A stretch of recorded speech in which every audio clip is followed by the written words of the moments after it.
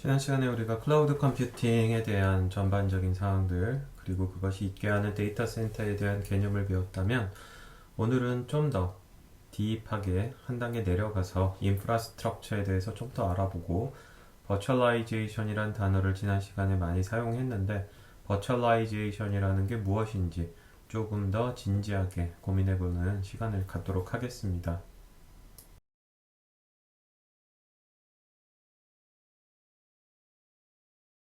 오늘은 좀 순서를 바꿔서 일단 진도를 나가고, 그리고 지난 시간에 읽었었던 리딩 아티클을 간단하게 서베이를 한 다음에 다음 주에 읽어야 될 리딩 아티클에 대해서 설명하도록 하겠습니다. 사실 지난 시간에 리딩 아티클을 어사인을 했는데, 그 리딩 아티클은 오늘 관련돼서는 버추얼라이제이션이 무엇인지에 대해서 이해하는 데 일부 도움이 될 거고요. 사실상 다음 시간에 버추얼라이제이션을 좀 더 딥하게 얘기할 거기 때문에 그 시간에 아마도 좀 더 도움이 될 만한 내용이지 않을까 생각해서 순서를 조정하였습니다.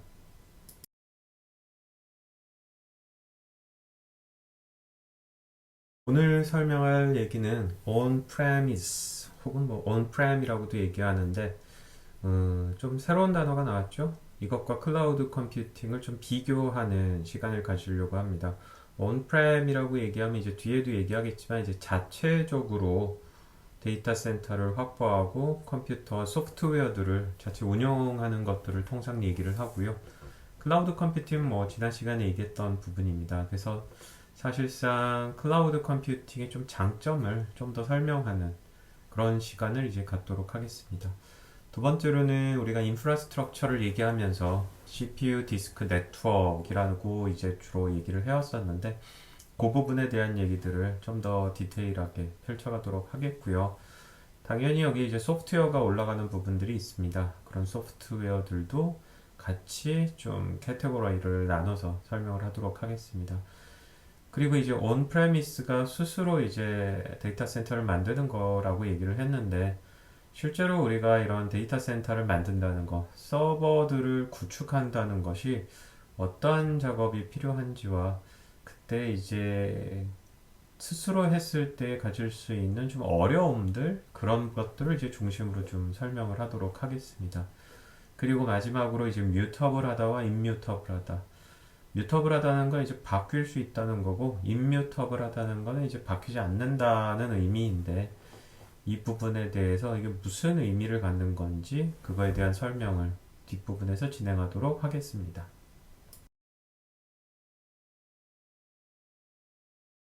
on-premise 혹은 뭐 줄여서 on-prem이라고 얘기하는데, 특정 기업이나 조직이 본인의 컴퓨터, 본인의 서버, 본인의 데이터 센터를 직접 구축하고 운영하는 것들을 얘기해요.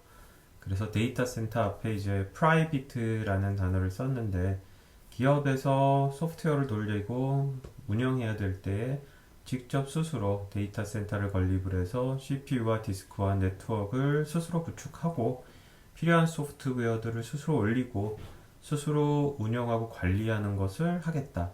이런 것들을 통상 이제 on-prem 혹은 on-premise라고 부릅니다. Private Data Center. 이에 반해서 이제 우리가 Public Data Center, Public Cloud Computing 이런 단어들을 또 얘기를 했었죠. 빌려 쓰는 입장에서. 그 두 번째로 이제 결국은 스스로 만든 이런 on-prem, on-premise 혹은 private data center들은 결국 앞쪽에서 우리가 클라우드 컴퓨팅 앞에 private cloud computing이라는 단어를 쓴 적이 있어요. 예를 들어 삼성 그룹의 클라우드 컴퓨팅 데이터 센터를 구축해서 계열사들에게 필요할 때 필요한 만큼 빌려주는 거라고 얘기했는데, 그런 식으로 결국은 본인이 데이터 센터를 구축하더라도 사용자들이 있을 때에 필요한 만큼 빌려주는 행위는 비슷하겠죠. 결국 이제 데이터 센터라는 물리적인 것을 스스로 만들어내고 관리하는 것, 이런 입장에서 얘기를 한 거고요. 사용하는 입장이라 그러면 뭐 유저 입장에서는 어떻게 보면 좀 비슷할 수도 있다 라고 설명할 수 있습니다.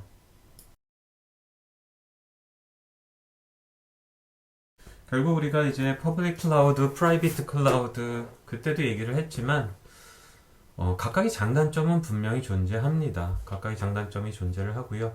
오른쪽을 먼저 보면 클라우드 컴퓨팅 중에 이제 퍼블릭 클라우드 컴퓨팅. 결국은 필요할 때 필요한 만큼 아마존이나 구글이나 네이버의 컴퓨터들을 사용을 한다라고 얘기하면 이제 사용한 만큼 돈을 내야 되니까 서브스크립션 피는 높겠죠. 하지만 사실상 그 밑단은 우리가 많이 몰라도 돼요. 뭐 이아스나 파스인 경우엔 개발을 해야 되니까 어느 정도 알아야 될지 모르겠지만 사스인 경우에는 거의 지식이랄 게 필요 없을 정도까지도 그냥 돈만 내고 단순히 서비스면 되는 거겠죠. 따라서 돈을 내고 굉장히 그 복잡하고 전문가가 있어야 되는 영역의 일을 그냥 편안하게 쓰면 되는 건데 결국 뭐 당연하겠지만 온프레미스 왼쪽을 보게 되면 우리가 빌려 쓰는 소프트웨어의 라이센스 피는 상대적으로 작을 거고 이 수면 아래 빙산의 일각으로 보여지는 뭐 트레이닝, 유지 보수하기 위한 사람과 시간과 돈, 관리자들, 하드웨어들, 일반적인 것들을 사가지고 제가 거기 필요한 것을 구현하는 부분들들 이런 거를 생각한다 그러면 상당히 부담스러운 일들이 많겠죠. 결국 전문가가 필요할 거고요. 개발을 해야 될 거고 유지 보수하기 위한 돈과 노력이 들어갈 거다라는 것입니다. 그래서 사실은 뭐 그게 나쁘냐? 그렇진 않아요. 뭐 예를 들어서 보안이 제일 중요하다 그러면 이런 걸 감수하고라도 해야 되죠. 그리고 누군가가 퍼블릭 클라우드에서 필요한 거를 제공하지 않는다 그러면 제가 스스로 해야 될 필요도 있을 겁니다. 하지만 그렇지 않다라고 얘기했을 때 서로 장단점을 고려할 수 있는데 내가 그냥 순수하게 서비스 하나를 만드는 데 집중하고 싶지 막 CPU 디스크 네트워크를 설치하고 운영하는 건 내 관심이 아니다. 나는 그냥 프로그램을 개발해 가지고 빨리 서비스를 하고 싶다. 그렇다고 그러면 확실히 오른쪽이 중요할 수 있겠죠. 즉 IT에 대한 차별화 포인트라든지 전문가가 있느냐 없느냐와 그걸 해야 되느냐 말아야 되느냐를 고민했을 때 그걸 해야 된다 그러면 왼쪽이지만 나는 그냥 IT를 도구로 삼아가지고 서비스를 하는 거기 때문에 구태의 그 복잡한 메커니즘이나 뭐 CPU 디스크 하드웨어에 대한 지식을 갖고 싶진 않다. 그렇다고 하면 이제 오른쪽이 편할 수 있다라고 우리는 얘기할 수 있죠.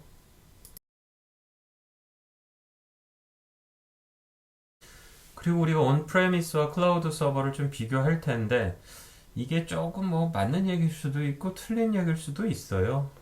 근데 일반적으로 개발자들이 본인들의 컴퓨터를 스스로 구축하고 운영한다 그러면 이 얘기가 맞을 수도 있습니다. 지금 그림이 나와 있습니다. 왼쪽에 뭐 루시 고양이가 있고 탱고 고양이가 있어요. 오른쪽을 보게 되면 똑같이 생긴 소가 5마리가 있죠. 이름을 붙이기는 했는데 왼쪽에 루시나 탱고처럼 붙이지 않고 카우 101, 102, 103, 104, 105 이런 식으로 붙였습니다. 이게 뭐냐? 결국 이 온프레미스로 나갔을 때에 개발자들이 만들어내는 의도하지 않은 애로사항들이라고도 볼 수 있는데 이것이 이제 우리가 맨 마지막에 뮤터블, 인뮤터블하고도 연계되는 얘기가 될 겁니다. 왼쪽인 경우가 되게 온프레미스예요. 제가 직접 컴퓨터를 가져다가 디스크를 붙이고 네트워크로 연결을 했습니다. 참 애정스럽지 않겠어요? 우리는 그렇게 해서 사랑스럽게 서버들을 애정 어린 눈빛으로 바라보는 경우들이 발생합니다. 이것이 이제 왼쪽의 팬 모델이 되겠고요. 뭐 내가 데려다가 키운 것도 아니고 뭐 밥을 먹인 것도 아니고 뭐 필요할 때 필요한 만큼 뭐 심하게 얘기하면 뭐 고기를 만들 수도 있는 거고 뭐 타고 다닐 수도 있는 거고 뭐 굳이 내가 이름을 알고 싶지도 않고 이런 조금 정 떨어지지만 필요할 때 필요한 만큼 잡아먹든지 필요할 때 필요한 만큼 데려다 일을 시키는 모델이 캐틀 모델이라고 얘기할 수 있죠. 가장 큰 차이점은 바라보는 시각입니다. 이름을 붙이는 것과 그들 안에서 무슨 일을 할지 그들의 그 존재감 이런 것들이라고 얘기할 수 있는데 조금 상세적으로 얘기를 더 해보도록 하죠.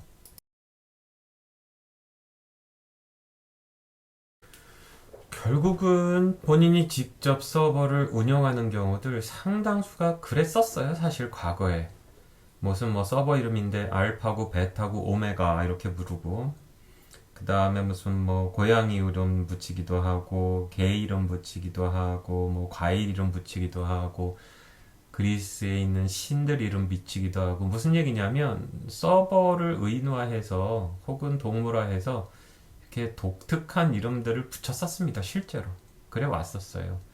자, 그런데 우리가 기본적으로 앞쪽에서 봤었죠. 우리가 컴퓨터 서버에 접속을 할 때는 어떻게 합니까? 사람이 이해할 수 있는 이름은 네임, 도메인 네임으로 하고 기계가 이해할 수 있는 거는 IP 어드레스로 준다고 했죠. 결국은 우리가 서버를 하나로 봤을 때 한 대가 들어와요. 오늘은 루시예요. 내일 또 들어와요. 감마예요. 또 들어왔어요. 베타예요. 서버가 100만 대가 되면 이름을 어떻게 붙일 수 있을까요?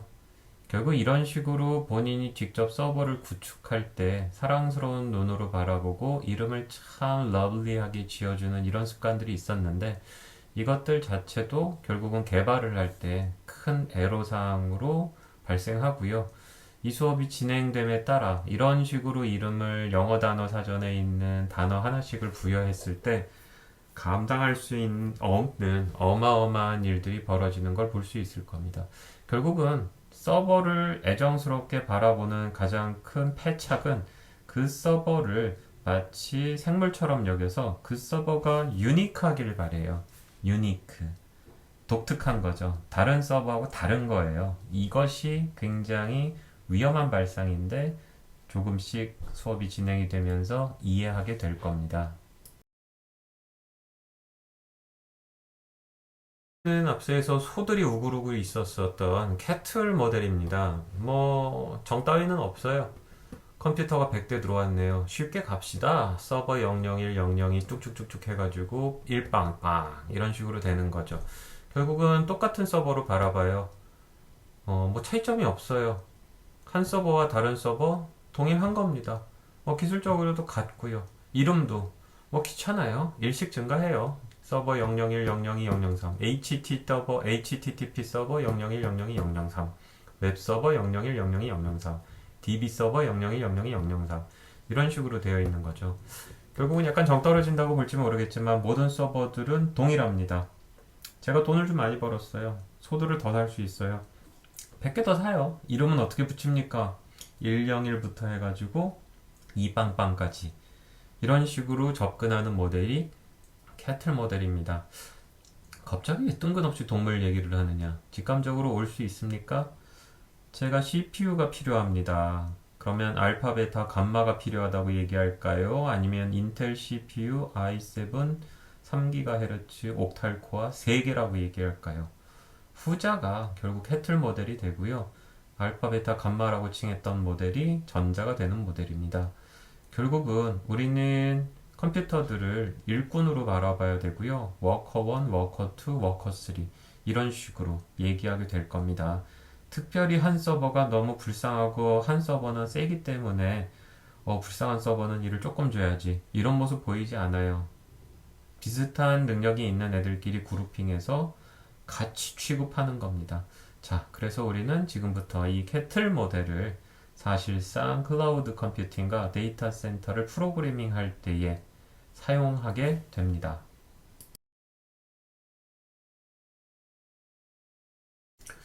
지난 시간에 우리가 이아스, 파스, 사스를 봤는데 오른쪽에 세 가지 클라우드 컴퓨팅에서 가장 대표적인 서비스 모델이 있고요. 이아스, 파스, 사스는 퍼블릭 클라우드에서 빌렸을 때 어디까지 빌렸을 거냐에 대한 부분이 되겠죠. 결국 이제 초록색 부분이 빌려 쓰는 겁니다. 사스는 다 빌려 썼고 플랫폼은 개발 환경을 빌려 쓴 후 나의 데이터와 나의 어플리케이션은 직접 만들었지요. 인프라스트럭처인 경우에는 CPU 디스크 네트워크를 확보한 후 가짜 기계를 제가 빌렸어요. 인프라스트럭처는 가짜 기계입니다. 그리고 그 위에 제가 직접 OS부터 해서 어플리케이션까지 올렸죠. 뭐 일부 OS까지 버츄얼라이즈도 되어 있는 가짜 기계 위에 OS까지 제공해 주는 경우도 많이 있지만 아무튼 아주 펀더멘탈리는 가짜 기계 그리고 그 밑에 있는 인프라를 주고 가짜 기계 위에 있는 OS부터 어플리케이션은 직접 만드는 게 이아스였어요. 온프레미스를 아까 되게 힘들다, 빙산의 일각이다 라고 얘기했는데 당연하겠죠. 빌려 쓰는 게 없지 않습니까? 맨 왼쪽의 그림을 봅시다. 초록색은 없어요. 제가 장비를 가져다 서버도 구축하고 스토리지도 연결하고 네트워크로 이들을 연결하고 가짜 기계도 직접 만들고 OS 미들웨어, 런타임 데이터, 어플리케이션까지 만들어야 되니 당연히 직접 제가 뭔가를 구축한 온프레미스 모델이 해야 될 일이 많은 건 사실이죠. 무조건 나쁜 건 아니에요. 다시 얘기하지만 그래야 한다 그러면 그렇게 하는 거고, 관점이 제가 어플리케이션과 데이터 중심으로 바라본다면 버든이 좀 많다라고 얘기하는 거죠. 입장 차이입니다.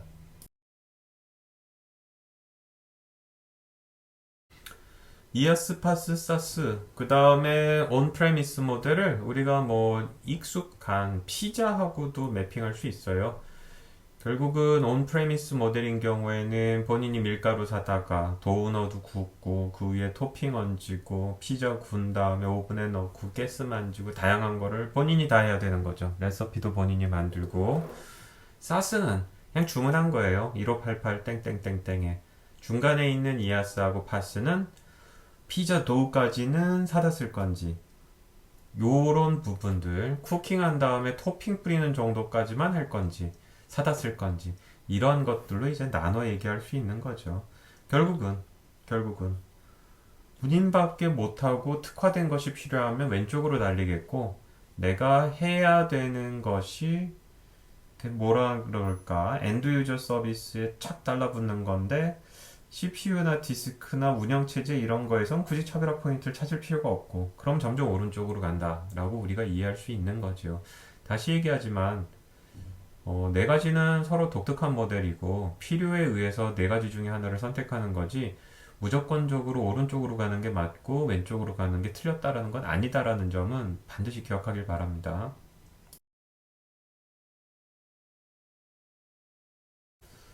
앞쪽에서도 한번 언급을 했지만 결국 X축이 셋업하고 관리하고 그런 거에 대한 부담이 늘어나는 거고, Y축인 경우에는 그거에 대한 결국은 얼마나 본인이 자원들, CPU, 디스크, 네트워크라든지 이런 것들에 대해서 컨트롤을 어디까지 잘할 수 있느냐라고 묻는다면 당연히 사스는 쉽죠. 대신 컨트롤러빌리티는 떨어져요. 밑을 볼 수는 없으니까.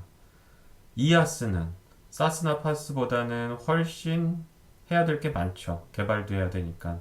그렇지만 컨트롤할 수 있는 영역은 확실히 늘어난 거고, 온프레미스인 경우에는 모든 부담을 다 본인이 끌어안을 건데 당연히 어렵겠죠. 하지만 컨트롤에 대한 모든 것은 본인이 다 할 수가 있으니, 그런 측면에서 봤을 때에 정말로 속속들이 모든 걸 알아서 해서 장점이 있는 쪽, 그때는 온프레미스가 되는 거고요. 내가 엔드 유저 어플리케이션이나 반짝이는 서비스를 빨리 만들고 싶다, 그렇다 그러면 이제 이아스보단 파스, 이런 것이 맞겠죠.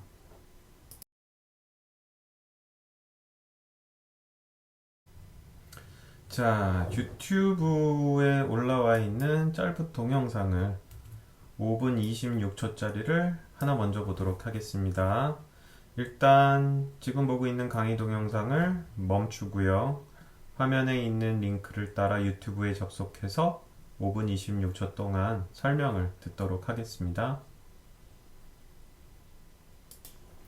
자, 5분 26초 동안 여러분들이 1900년대부터 현재까지의 IT, 이렇게 컴퓨터와 소프트웨어로 먹고 사는 사람들의 환경의 변화를 간단하게 봤어요. 메인프레임이라든지 클라이언트 서버, PC가 일반화되고 인터넷이 들어오고 클라우드 컴퓨팅이라는 개념이 생기고 퍼지고, 이런 부분들을 봤죠. 그래요. 클라우드 컴퓨팅이라는 게 갑자기 뚝 떨어진 것도 아니고요. 이런 식으로 기술들이 그때그때의 하드웨어, 소프트웨어 기술과 사회적 요구에 맞춰서 적자 생존하고 방향이 선택되고 바뀌고 이래 왔어요. 현재 우리는 데이터 센터라고 부르는 굉장히 대규모의 컴퓨터들을 쌓아놓고 거기서 클라우드 컴퓨팅이라는 개념으로 퍼블릭 클라우드가 되던 프라이빗 클라우드가 되던 이런 식으로 운영하는 입장으로 온 것이고, 또 시대가 바뀌면 어떤 형태로 갈지는 잘 모릅니다. 이렇게 한 군데 모아놓지 않고 퍼트리는 분산 구조를 또 얘기하기도 해요. 뭐 포그 컴퓨팅, 엣지 컴퓨팅. 따라서 이 수업에서는 일단 데이터 센터라고 부르는 곳에 굉장히 매시브하게 CPU와 디스크가 모여 있고요. 그것을 필요할 때 필요한 만큼 쓰는 클라우드 컴퓨팅 모델, 퍼블릭이 될 수도 있고 프라이빗가 될 수도 있는데 그거를 위한 수업이다 라고 생각했으면 좋겠습니다. 단순하게 CPU, 디스크, 네트워크, 그 다음에 플랫폼이라고 얘기를 했는데 조금 디테일하게 이것들을 좀 나눠보려고 해요. 일단 우리가 데이터 센터를 구축할 때에 들어가는 인프라스트럭처, 인프라라고 얘기하는 건 크게 하드웨어와 네트워크, 그 위에 올라갈 운영체제인 오퍼레이팅 시스템, 그리고 오퍼레이팅 시스템 위에서 사용자가 만드는 어플리케이션에게 도움을 주는 사용자 어플리케이션과 OS 사이에 끼어 있는 중간, 즉 미들웨어에 대한 얘기들을 조금 하려고 합니다.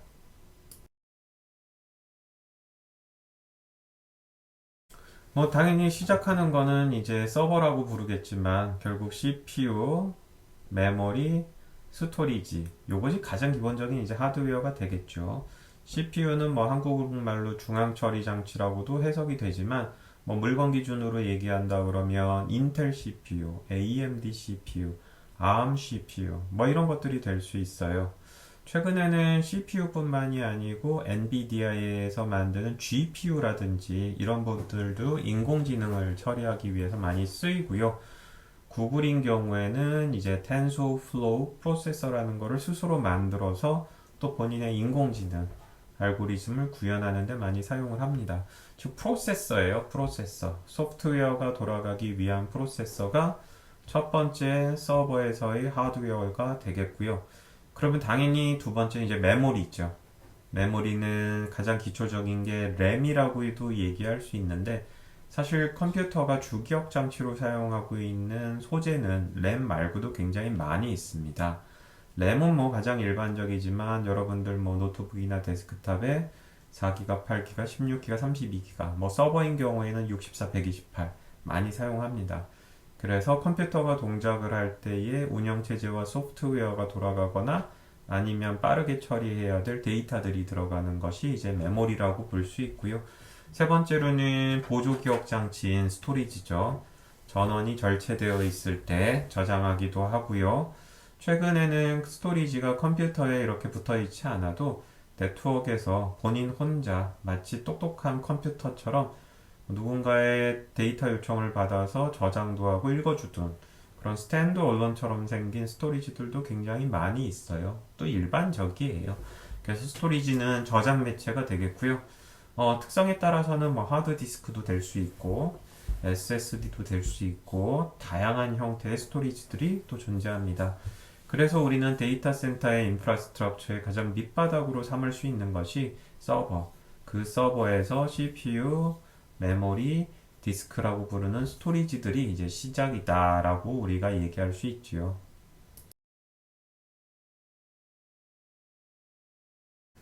자, 또 하나의 동영상이 나왔네요. 3분 13초 정도 되는 사이즈고요. 여기서는 방금 봤었던 서버가 현재 데이터 센터에서 2020년 우리가 고민하고 있는 클라우드 컴퓨팅 서비스들 중에서 가장 일반적인 웹 서비스를 하는 거를 짧게 설명해 줄 겁니다. 한번 잘 보고 다시 강의 동영상으로 돌아옵시다. 자, 그럼 유튜브를 보고 오기 바랍니다. 자, 3분 정도밖에 안 되는 동영상에서 참 많은 거를 설명을 했는데, 기본적으로 이제 클라이언트가 있어서 요청을 하고 서비스를 해주는 서버가 있었어요. 화면에 캡처한 것처럼 우리가 데이터 센터, 그 다음에 이제 클라우드 컴퓨팅으로 네이버나 구글이 가장 많이 제공하는 서비스는 웹 서비스죠. 결국은 이 서버 위에서 웹 서비스가 돌아가고 웹 서비스를 제공하는 게 이제 웹 서버가 부르는 소프트웨어들이니까 웹 서버들이 많이 있습니다. 그 외에도 파일을 가지고 있다가 주는 FTP 서버도 언급이 됐고요. 이메일을 주고받는 이메일 서버, 데이터가 대량으로 있어서 저장도 하고 필요할 때 주는 데이터베이스 서버들이 있었습니다. 결국은 우리는 컴퓨터죠. 서버 역할을 하는 컴퓨터를 통해서 웹서버라든지 HTTP 서버, FTP 서버, 이메일 서버, 데이터베이스 서버 이런 작업들을 하는 것이 우리의 데이터 센터에서 가장 작은 컴포넌트인 서버의 역할, 서버의 소프트웨어다라고 생각할 수 있습니다.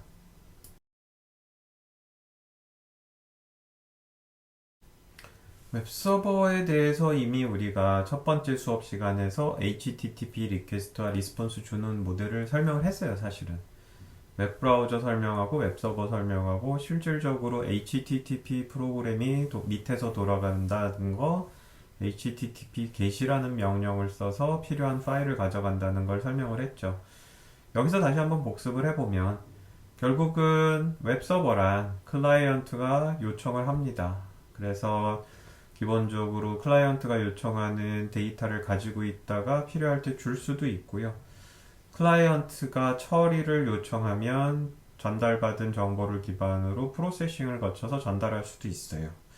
그리고 웹이라는 것은 뭐 웹브라우저, 웹서버라고 얘기하지만 근본적으로 이것을 가능하게 하는 기술은 HTTP다라고 얘기했죠. 하이퍼텍스트 트랜스퍼 프로토콜. 그래서 웹브라우저에서 HTTP 프로토콜 프로그램을 사용해서 get이라는 명령을 메시지로 서버에게 전달하면 그때 서버가 필요한 것들을 주고 뭐 저장하고 업데이트하고 할 수 있다 라고 얘기를 했었습니다. HTTP가 실어 나르는 가장 원천적인 거는 가장 많은 건 HTML이라고 부르는 파일이에요. 이 파일은 지난 시간에 네이버 홈페이지나 경희대 홈페이지를 본 것처럼 홈페이지라고 부르는 것을 구성하는 원천적 기술이 되겠고요.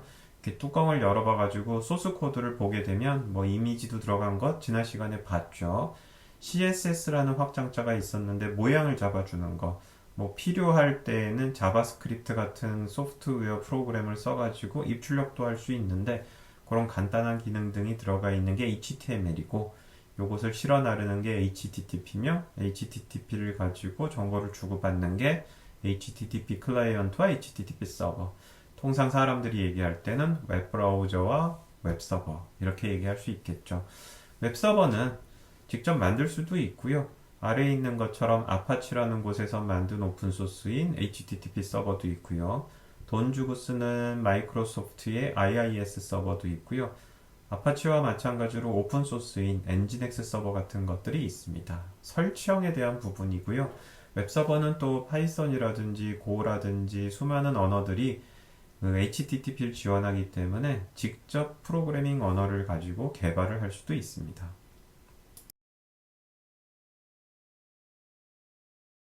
데이터베이스라는 거는 컴퓨터 공학과와 소프트웨어 융합학과인 경우에는 정규 과목이 있기 때문에 듣겠지만 대규모의 데이터를 전용의 소프트웨어가 관리하는 거예요. 그래서 필요할 때 필요한 데이터를 저장할 수도 있고 찾아달라고도 할 수 있고 데이터들을 합칠 수도 있고 데이터를 분리할 수도 있는 데이터를 관리하는 전용의 소프트웨어입니다.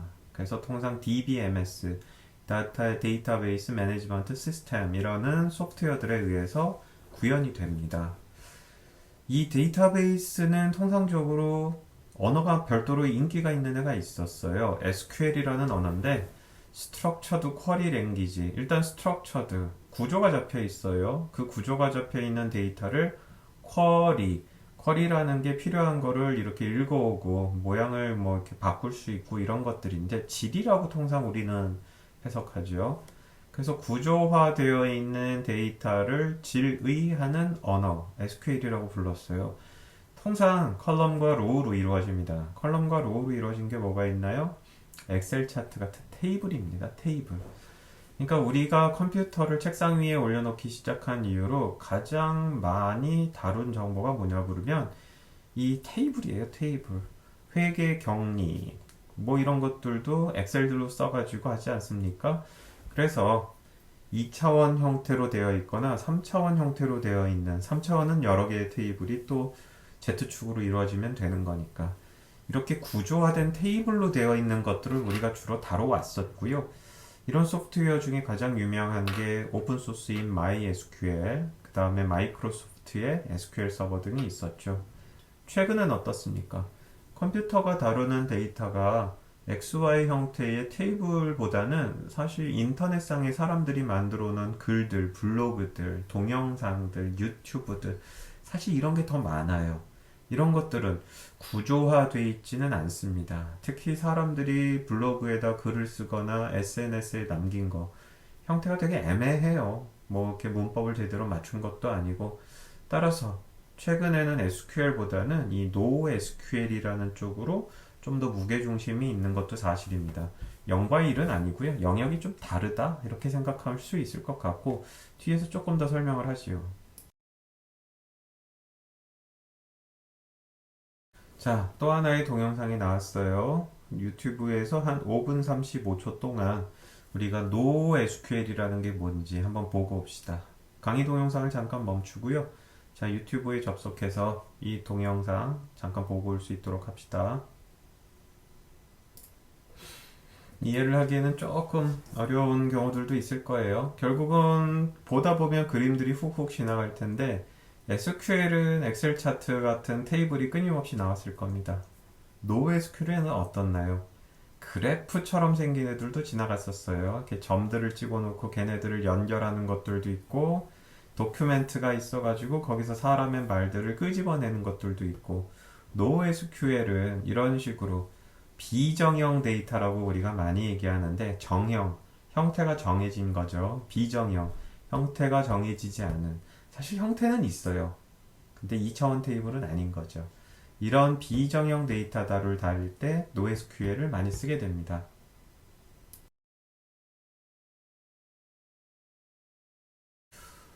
오른쪽 슬라이드를 보면 이 no라는 단어가 참 오랫동안 논란의 여지가 있었습니다.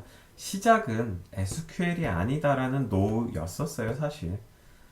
그런 식으로 시작을 했다가 SQL 뿐만이 아니다.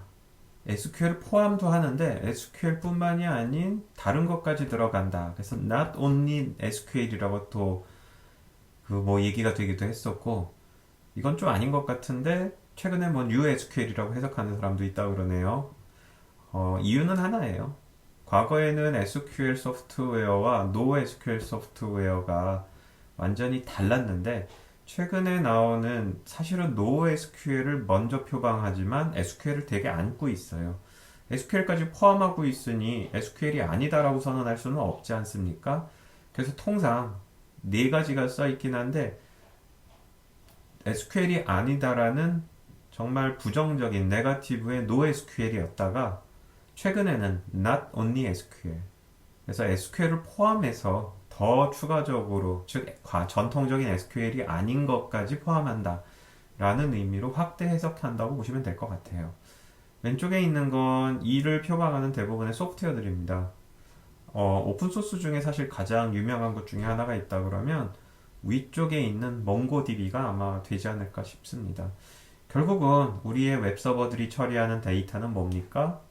2차원 테이블 형태로 구조화된 것들도 있고 최근에는 NoSQL처럼 비정형 형태의 데이터들이 결국 저장이 되고 클라이언트가 요구를 할 때에 끄집어내서 줄 수도 있고 가공할 수도 있다라고 얘기할 수 있습니다.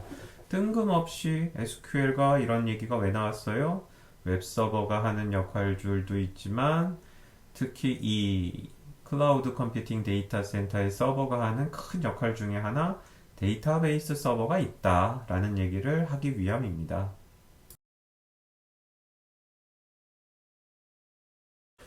자, 그 다음은 오퍼레이팅 시스템에 대해서 얘기해 보도록 하지요.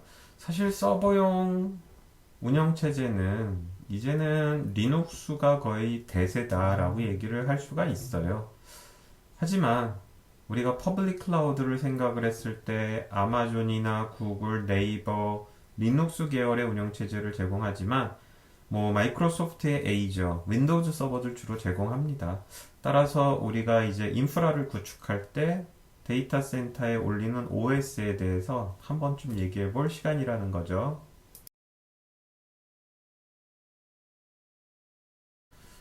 전 세계 500개의 슈퍼컴퓨터를 운영하는 사람들에게 리눅스 파운데이션이 물어봤어요. 당신들은 어떤 운영체제를 씁니까? 놀랍게도 500개의 슈퍼컴퓨터 운영하는 사람들이 모두 우리 슈퍼컴퓨터는 리눅스를 사용합니다. 라고 답을 했습니다. 리노주 토발즈가 1991년 8월에 심심풀이로 시작했던 이 운영체제, 거의 데이터 센터에 마이크로소프트를 제외한 경우 거의 그냥 리눅스다라고 우리는 얘기할 수가 있어요. 리눅스는 380개의 변종이 있습니다. 굉장히 많은 변종이 있죠. 서버용으로는 그렇게 많지는 않아요. 특히 클라우드 컴퓨팅 소프트웨어가 탑재된 리눅스 버전은 그렇게 많지는 않아요. 자, 리눅스 운영체제라는 것이 누가 어떻게 만들어서 현재 이렇게 발전하고 있는지를 한 5분 조금 넘는 분량의 유튜브 동영상을 다시 보도록 하겠습니다. 강의 동영상을 멈추고 유튜브 동영상을 보고 오시기 바랍니다. 못생긴 펭귄이 열일하면서 왔다 갔다 돌아다니는 모습을 볼 수 있을 텐데요. 결국은 구글, 페이스북, 유튜브, 기타 등등 안드로이드 다 리눅스다 라고 얘기를 하면서 끝나는 것을 볼 수가 있어요. 리눅스는 슈퍼컴퓨터 500개 중에 500개가 쓰기도 하고요. 마이크로소프트를 제외한 거의 전 데이터 센터들의 기본적인 OS로 쓰이고 있습니다. 리눅스를 이해하고 사용할 수 있는 것은 매우 중요해요. 따라서 데이터 센터 프로그래밍에서 시작할 때 리눅스를 사용해 본 경험과 커맨드 라인 인터페이스의 경험이 있으면 큰 도움이 될 거다 라고 했던 의미가 결국은 우리가 다음 주 실습을 하기 시작을 하면 이거 윈도우즈인데 왜 내가 이런 손으로 명령을 치고 있지? 라는 걸 느낄 겁니다.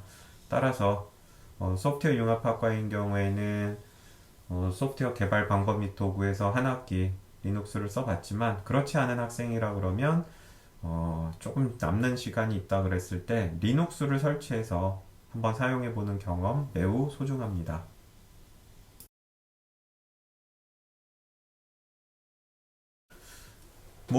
대부분의 운영체제가 그렇지만 리눅스도 커널이라는 중심부를 가지고 있어요. 커널은 운영체제 중에서 가장 핵심에 해당함으로써 CPU, 디스크, 기타 등등의 하드웨어를 제어하고 어플리케이션이 요구하는 거에 맞춰서 이들을 운용하는 거죠. 오퍼레이팅 시스템을 오퍼레이팅 한다라고 얘기하지 않습니까?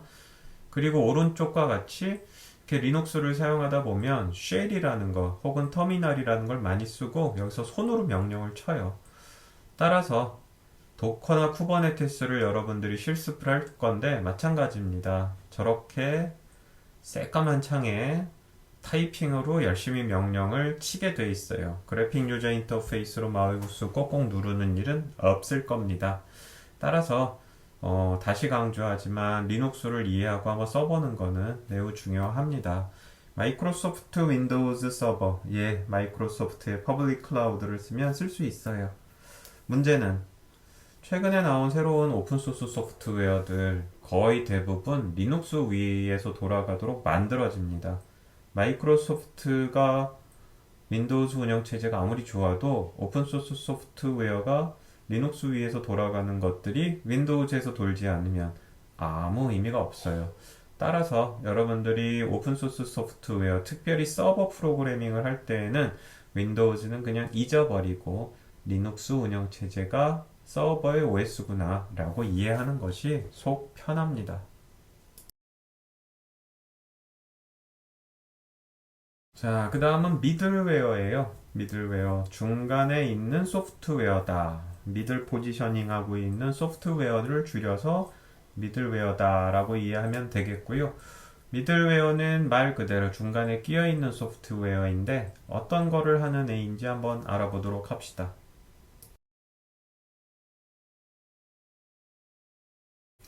미들웨어는 말 그대로 보는 것과 같이 어플리케이션, 엔드 유저가 사용하는 어플리케이션과 운영체제 가운데 있어요. 뭔 소리입니까? 어플리케이션이 필요로 하지만 운영체제가 제공하지 않는 기능들을 중간에서 제공하는 애들이에요. 개발을 할 때 사용하는 라이브러리, 기타 등등 프레임워크 이런 것들도 미들웨어라고 얘기를 할 수 있고요. 통상 운영체제에 또 좀 더 친밀해서 운영체제를 보완한다라고 얘기를 많이 할 수 있습니다. 자, 그러면 우리가 지금까지 얘기했던 것들 함께 정리하면서 미들웨어를 좀 더 설명해 보도록 하죠.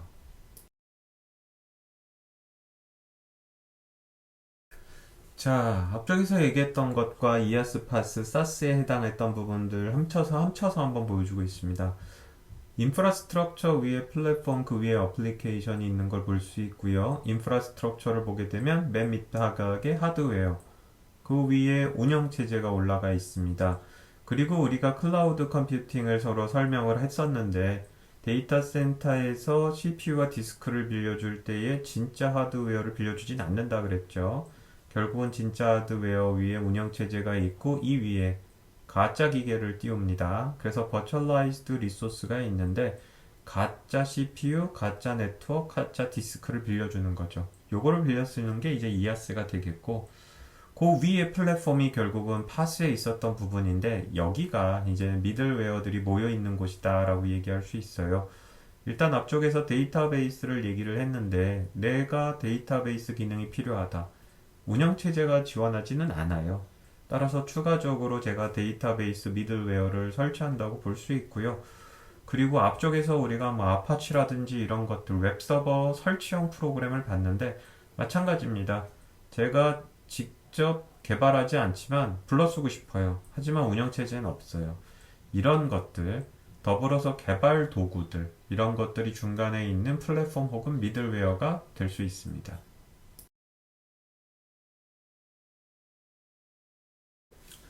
자, 그렇다면 우리가 한번 이해는 했죠, 이제. 인프라스트럭처가 뭔지. 그렇다고 그러면 질문을 한번 던져봅시다. 슬라이드의 이름이 Deploying at Scale인데, 결국은 제가 만든 서비스를 대규모로 이제 도입을 하고 싶은 거예요. 결정을 했어요. 괜찮은 서비스인데, 컴퓨터 100대로 하던 일을 10,000대로 한번 해볼까? 자, 그러면 이제 무슨 일이 벌어질까요? 두 가지 기준점에서 한번 생각해 보기 바랍니다. 온프레미스로 할 것인지 아니면 퍼블릭 클라우드나 아니면 회사 안에 있는 프라이빗 클라우드를 쓴다라고 생각했을 때 두 가지로 이제 나누어서 생각을 할 건데 일단 직접 구축하는 것을 한번 생각해 볼까요? 그렇다 그러면 서버를 구축한다는 거는 어떤 작업을 할까요? 한번 우리가 알아봅시다.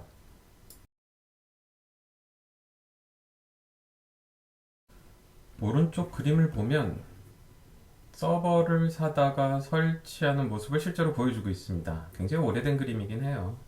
그리고 이게 온프레미스스럽기도 하네요. 사진을 보게 되면은 모양이 다 다른 서버들을 또 갖다 꽂은 거를 볼 수가 있죠. 그때그때 꼭 필요하다라고 생각하는 옵티멀한 솔루션에 맞는 서버를 꽂다 보면 저렇게 서로 다른 종류의 컴퓨터들이 쌓이기는 합니다. 저 사람들이 뭐 하고 있느냐? 왼쪽으로 볼까요? 우리가 서버를 증설한다 라고 얘기하면은 일단 피지컬하게 물건을 가지고 와야 됩니다. 그리고 오른쪽에 보면 책꽂이처럼 쌓여 있는 게 이제 렉이라고 부르는데 저렇게 사람들이 갖다 꽂는 것처럼 차곡차곡 서버를 책꽂이에 책 꽂듯이 꽂아야 돼요. 전원을 또 연결하지요. 그리고 케이블을 연결을 해야죠. 이게 다 수공업이에요. 사람이 손으로 한 땀 한 땀 해야지 로보트가 와가지고 전원 꽂아주고 케이블 연결하지 않습니다.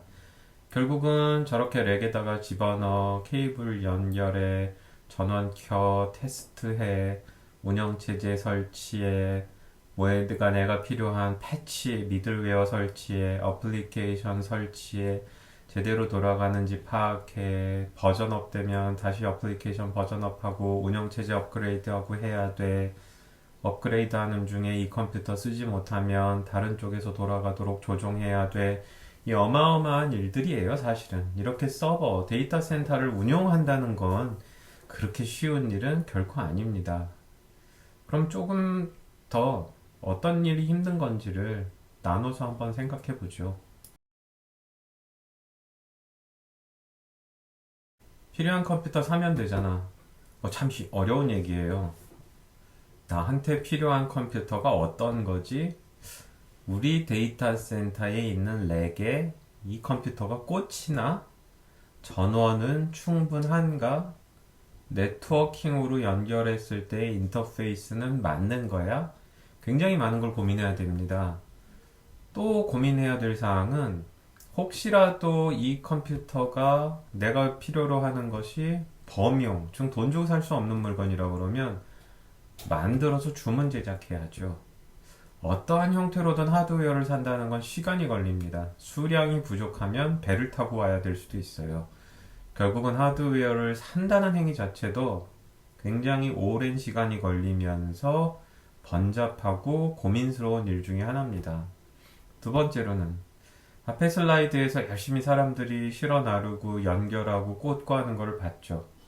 결국은 우리가 저렇게 컴퓨터 서버에 대해서 통달한 사람이 설치하고 전원 켜고 소프트웨어 넣어야 되고요. 네트워크 하는 사람이 네트워크 연결해야 되고요.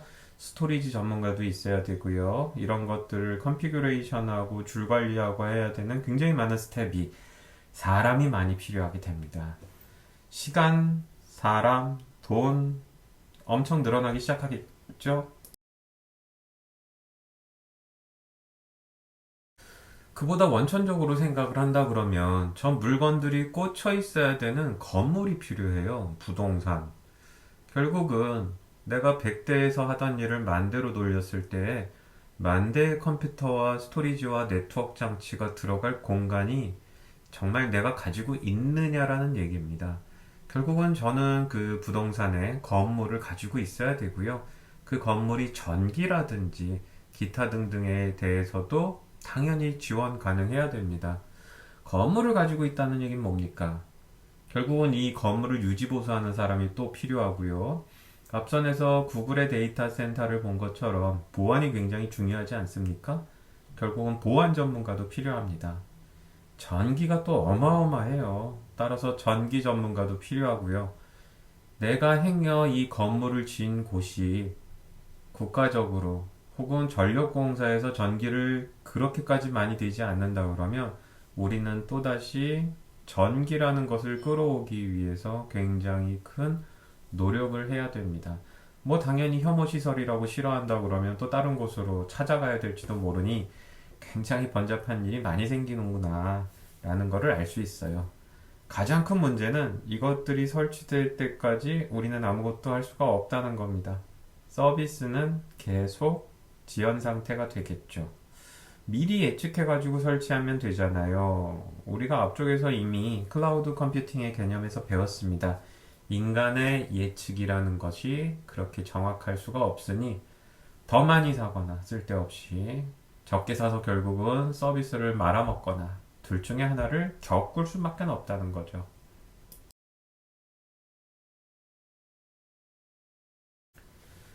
결국은 우리가 이런 식으로 설치를 또 해서 꾸역꾸역 서비스를 돌릴 거예요. 뭐 나쁜 게 아니고 힘든 겁니다. 그런 힘든 일을 다 하고 있고요. 뭐 차별화된 서비스를 위해서 프라이빗한 데이터 센터를 가져야 된다면 이 일은 누군가가 하고 있어요.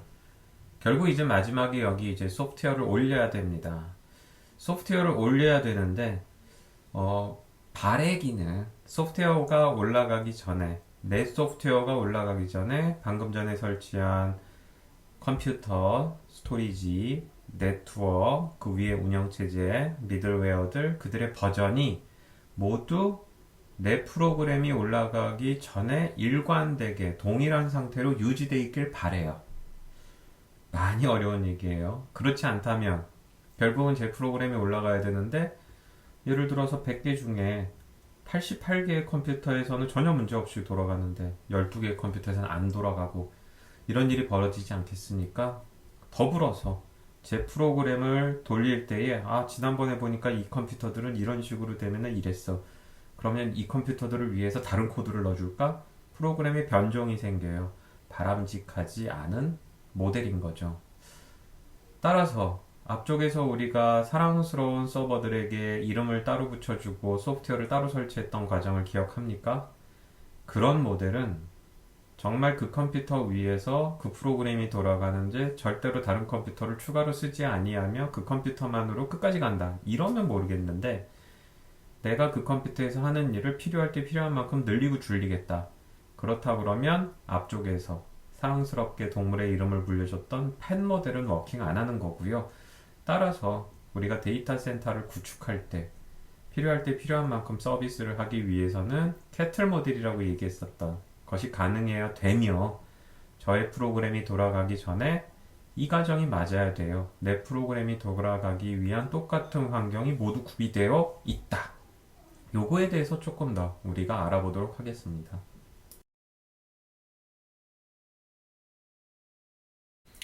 굉장히 유명한 단어입니다. 그리고 많은 걸 함축하고 있고요. 도커나 쿠버네티스라는 소프트웨어를 배울 건데 그거의 철학이에요.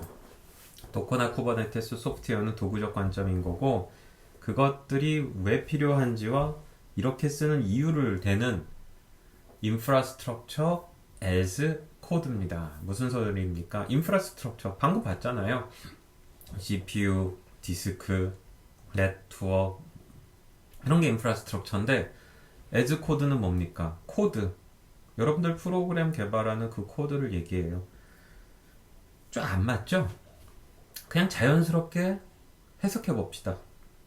CPU 디스크 네트워크가 있는데 그것도 내가 프로그램을 짜듯이 짜면 그렇게 주어지고 그렇게 컨피규레이션이 되고 그렇게 동작한다.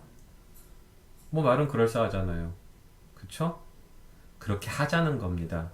바로 앞 슬라이드에서 뭐라 그랬냐면 결국은 컴퓨터를 설치하고 케이블을 연결하고 스토리지와 네트워크를 연결하고 운영체제하고 서비스와 관련된 미드웨어를 올렸다. 100개의 컴퓨터에 그렇게 사람들이 매뉴얼하게 설치하면 100개가 정말 같을까? 힘들다라고 얘기했는데 그것을 소프트웨어 관점에서 어플리케이션 관점에서 난 모르겠고 내 어플리케이션인 나의 관점에서 내가 100개가 필요하다고 외치면 100개는 내가 보는 관점, 어플리케이션이 보는 관점에선 같은 거예요. 그래서 내가 100개 위에 서로 다르지 않은 똑같은 애가 100개가 복제돼 가지고 동작을 해도 문제없이 하자는 겁니다. 이렇게 함으로써 무엇이 가능하게 되는 거예요? 수많은 컴퓨터하고 디스크하고 네트워크가 있어요. 실질적으로 물리적으로는 서로 다른 벤더의 것일 수 있어요. 하지만 어플리케이션이 바라보는 관점에서 어플리케이션이 돌아갈 때에는 그들은 필요할 때 필요한 만큼 불려 씌울 건데 내가 요청한 거를 동일한 환경으로 제공해 주도록 만들자라는 얘기입니다.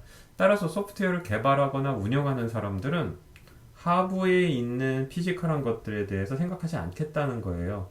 내가 이 프로그램을 돌리기 위해서 CPU 디스크 네트워크가 이래야 된다라고 선언을 하면 우리의 데이터 센터들은 그거를 맞춰줄 수 있어야 된다는 거죠. 이것이 사실 데이터 센터 프로그래밍에서 하는 가장 큰 내용입니다.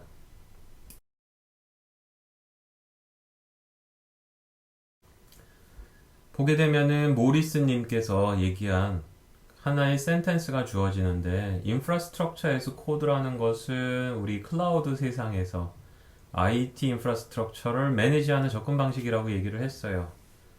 마이크로 서비스와 컨티뉴어스 딜리버리도 이의 한 축인 거죠. 그래서 클라우드 컴퓨팅이라는 것처럼 필요할 때 필요한 만큼 불러 쓸 거고요. 마이크로 서비스라는 것은 첫 튜토리얼 할 때도 나왔었지만 이제 설명을 하면 우리는 이제부터 서버 위에 무언가를 올릴 텐데 굉장히 큰 거를 올리지 않아요. 작은 걸 올릴 거예요. 뭔 소리냐? 지금까지 우리가 웹파이썬 프로그래밍이라든지 프로그래밍 수업을 해왔을 때에 대부분 컴퓨터 한 대 위에 소프트웨어를 하나 짜는데 걔가 모든 일을 다 하는 애를 짰어요. 이유는 본인이 컴퓨터가 한 대니까. 하지만 수천 수만의 CPU를 쓸 수 있다 그러면 굳이 내가 한 컴퓨터 위에서 돌아가도록 프로그램을 짤 이유가 없어요. 수천 수만 개가 있다라는 가정하에 한 CPU에서 돌아가는 것은 굉장히 작은 일만 돌리면 돼요. 그렇게 함으로써 요 작은 일이 더 많은 CPU가 필요하면 요 작은 일을 하는 애들을 늘리면 되는 거죠. 뒷부분에 이제 강의가 진행이 되면서 이 부분에 대해서 마이크로 서비스에 대해서 조금 더 설명을 하겠지만 클라우드 센터, 데이터 센터라는 인프라 위에 클라우드 컴퓨팅이라는 개념이 뒤덮이고 필요할 때 필요한 만큼만 쓸 수 있다라는 철학이 나오면서 소프트웨어를 어떻게 개발할 건지에 대한 방법이 달라졌어요. 수천 수만 개가 있지 않느냐. 따라서 극단적으로 얘기하면 작은 함수 한두 개가 CPU 위에서 돌아가고 그 함수가 불렸을 일이 많아지면 그 CPU를 많이 늘리면 되지 않냐. 따라서 하나의 컴퓨터 위에서 돌아가는 일은 굉장히 작은 서비스, 마이크로한 서비스다. 이런 얘기들이 있고요. Continuous Delivery라는 건 한 컴퓨터 위에서 올라가는 것이 굉장히 지엽적으로 작은 일이에요. 그렇다 그러면 그것을 개발하고 유지 보수하는 사람은 그렇게 많지 않겠죠. 따라서 그 사람이 그 조그만한 프로그램을 지켜보다가 부하가 늘어나네. 내 소프트웨어가 영향을 받는데 내가 조금 더 잘하면은 잘할 수 있겠어. 기술적으로.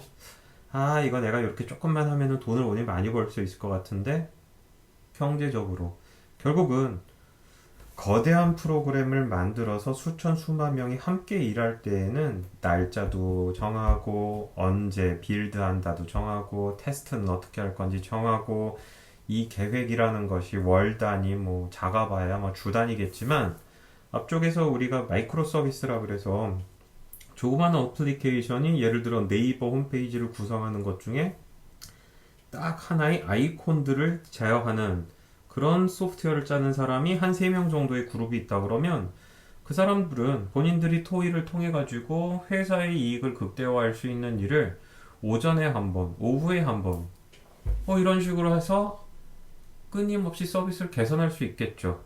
끊임없이 서비스를 개선하고 개발하고 인티그레이션하고 추후에 뭐 합니까?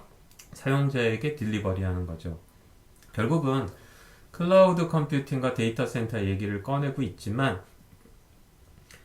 단순히 이게 서버가 많구나가 아니고 소프트웨어를 어떻게 설계하고 개발할 건지에 대한 관점과 개발한 소프트웨어를 어떤 식으로 사용자에게 배포할 건지에 대한 것도 문화적으로 완전히 달라졌어요. 그리고 이것을 관통하는 제일 중요한 키워드는 자동화입니다. 오토메이션. 따라서 내가 아침에 한 번, 오후에 한 번 만든 소프트웨어를 수천 수만의 CPU에 올릴 건데 그 올라가는 환경이 서로 다른 거를 일일이 맞춰준다? 불가능한 겁니다. 따라서 인프라스트럭처에서 코드는 뭡니까? 급박하게 짜서 매시브하게 디플로이 할 때 내가 이 소프트웨어가 밑에 이런 환경이 제공되어야 돼 라고 선언을 하면 그거를 밑에 있는 인프라는 반드시 해줘야 된다라는 겁니다. 실습을 하기 시작을 하면 조금 직설적, 좀 이렇게 감이 좀 바로바로 올 거예요. 지금은 데이터 센터도 낯설고 서버도 낯설고 클라우드 컴퓨팅도 좀 낯설 건데 그렇다 그래도 참아가면서 꾸역꾸역 한번 이해를 해보도록 합시다.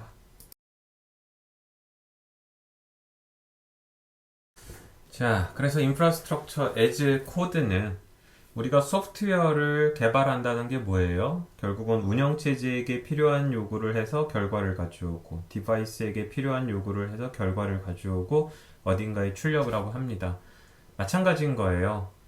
데이터 센터에 물어보는 겁니다. 난 서버가 필요해? 줘. 데이터베이스가 필요해서 줘. 네트워크가 필요해? 줘. 따라서 피지컬하게 있는 인프라들을 제가 어플리케이션이 필요할 때 필요한 만큼 탈당받고 컨피규레이션을 하고 운용하고 반납하고 이 일련의 과정을 사람이 전혀 개입하지 않은 마치 프로그램을 짜서 자동화하듯이 진행하게 될 겁니다. 이렇게 함으로써 어플리케이션을 짜는 사람인 경우 개발자는 이것이 어떤 하드웨어에서 돌아갈지 얼마만큼의 스토리지들이 제공되는지는 생각하지 않아도 돼요. 본인이 필요한 환경을 기술하고 그 환경 위에서 프로그램을 돌린다고 선언을 하면 데이터 센터는 주어진 환경을 마치 프로그램을 이해한 컴퓨터가 결과를 제공하듯이 데이터 센터 자체는 인프라스트럭처 as 코드, 즉 인프라스트럭처를 코드화된 형태로 요구받고 이거에 해당하는 인프라를 제공하게 됩니다.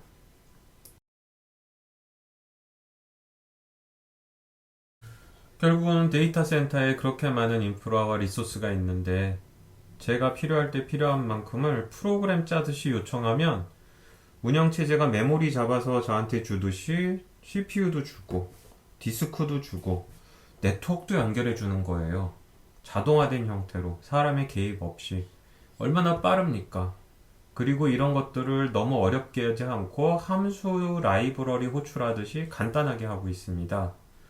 또한 사용하는 운영체제가 뭐던 클라우드 컴퓨팅 인프라던 뭐던 간에 일종의 일반화시켜요. 따라서 환경이 바뀌더라도 벤더가 바뀌더라도 쉽게 할 수 있도록 합니다. 그리고 위험을 최소화하기 위해서 요청하는 거는 반드시 제공되게 하고 에러가 나더라도 그것을 숨기는 기능들을 제공함으로써 개발자 입장에서는 이것을 신뢰할 수 있는 인프라인가 아닌가를 독립적으로 볼 수 있게 해주는 거죠. 따라서 소프트웨어를 개발하는 입장에서는 CPU나 디스크나 네트워크 같은 어떤 인프라에서 돌아갈지에 대한 고민을 안 해도 돼요, 극단적으로는. 얼마나 편합니까? 필요한 것들을 짜고 요청만 하면은 필요할 때 필요한 만큼 바로 인스턴트리 가져온다는 거죠. 그리고 결국은 서비스에 집중하는 사람이라고 하면 앞쪽에서 프라이빗한 데이터 센터나 온프레미스를 구축하기 위한 비용이나 시간과 인간들이 굉장히 많이 필요했던 거를 줄일 테니까 이런 측면에서는 코스트 세이빙을 얻을 수 있다는 것입니다. 자, 이렇게 하려면 어떻게 해야 돼요? 수많은 CPU와 디스크를 필요할 때 내가 코드를 짜듯이 해가지고 바로 달라고 하면 바로 올 겁니다. 그러면 저는 그 위에 제 어플리케이션을 바로 쫙 올릴 거예요. 앞쪽에서 우리가 봤었죠. 이렇게 하려고 그러면 어떻게 해야 됩니까? 내가 부려먹을 애들이 똑같이 생긴 애들이며 애정은 없어요. 내가 요청을 하면 똑같은 애 100개가 오는 겁니다. 따라서 지금 보고 있는 식으로 하면 안 돼요. 지금 보고 있는 거는 뮤터블한 구조입니다. 예를 들어 어플리케이션 1.0이 있었는데 9개로 시작을 했네요. 근데 누군가가 하나를 1.1로 패치 떴어요. 그래서 제가 가서 물어봤어요. 왜 그랬어? 아, 제가 지금 여기서 요거를 돌렸더니 버전이 1.1로 올라간 걸 쓰는 게 좋대요. 그 이해를 했어요. 한 사람은 0.9로 내린 거예요. 왜 그랬어? 그랬더니 아, 제가 좀 더 뭔가를 잘해보려고 그랬는데 이거는 올드 버전으로 내려야 된대네요. 결국 이렇게 되면은 제가 지금 운영하고 있는 환경이 얼룩달룩해질 겁니다. 이거를 2배 증설한다? 그러면 저기 주황색으로 된 사람하고 분홍색으로 되어 있는 사람이 뛰어오겠죠.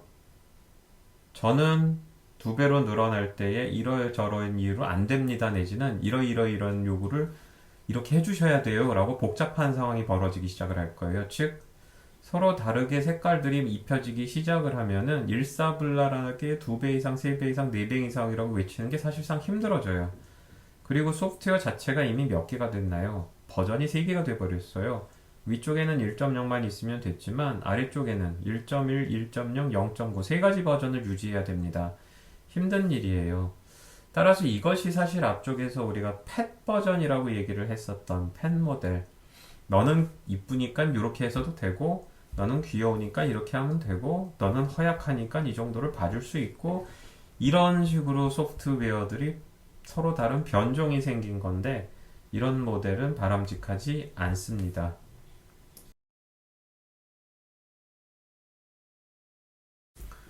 데이터 센터에서 클라우드 컴퓨팅의 모델을 도입을 하기 위해선 인프라도 마찬가지고 어플리케이션도 마찬가지고 임뮤터블 모델을 따릅니다.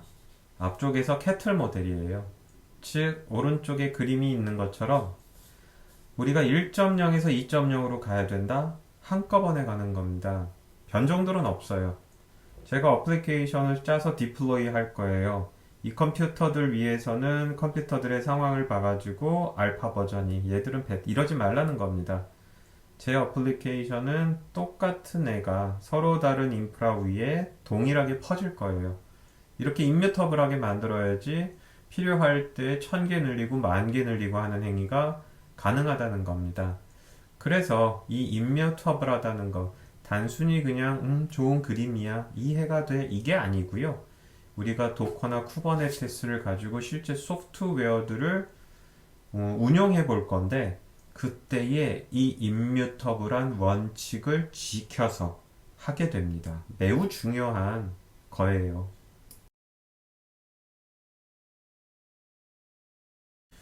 따라서 우리가 소프트웨어 서비스를 데이터 센터 위에서 돌렸습니다.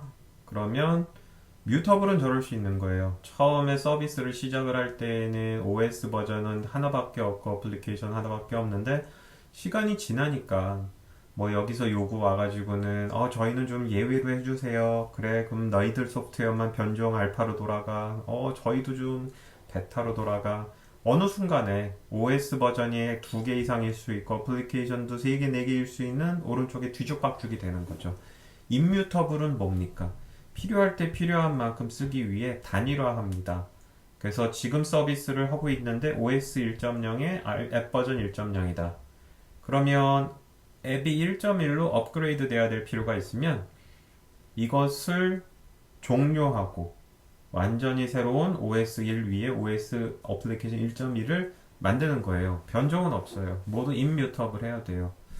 서비스가 중단되는 거 아닙니까? 아니 그렇진 않아요. 수천 수만이잖아요. 하나씩 바꾸되 다른 애들은 열심히 서비스를 할 겁니다. 실제로 우리가 이런 것들을 실습을 통해서 경험을 할 거고요. 따라서 임뮤터블한 철학에 의해서 우리는 데이터 센터 위에 클라우드 컴퓨팅을 운용할 겁니다. 여러분들이 개발은 하지 않겠지만 소프트웨어들을 가져와 가지고 실제로 운용하는 경험을 실습 시간에 할 건데 우리는 위처럼 여러 개의 변종을 만들지 않고요. 하나의 서비스에 대해서는 하나의 임뮤터블한 이미지만 유지하게 될 겁니다.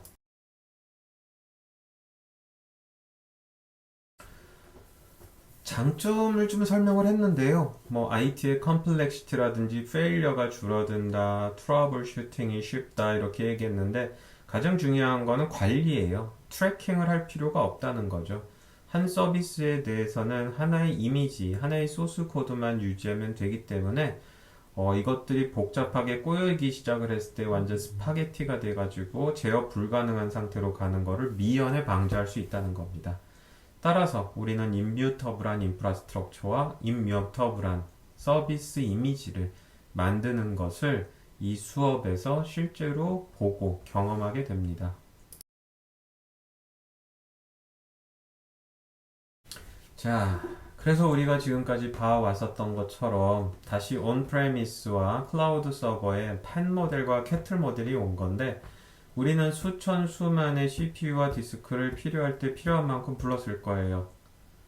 만 개의 이름을 어이 루시 손들어봐, 탕고 손들어봐, 바둑이 손들어봐. 너는 루시는 등치가 크니까는 이만큼 해. 탱고는 작구나 요래 이게 아니고 우리는 표준화되어 있고 동일한 그리고 획일적으로 구성이 되어 있는 캐틀 모델에 의거 내가 필요할 때 필요한 만큼을 5마리에게 준다. 그러면 5마리에게 촥 올라가는 이런 체제를 취할 거니까 잊지 말고 우리가 임뮤터블하다라는 단어의 의미와 그것의 의미를 기억하기 바랍니다.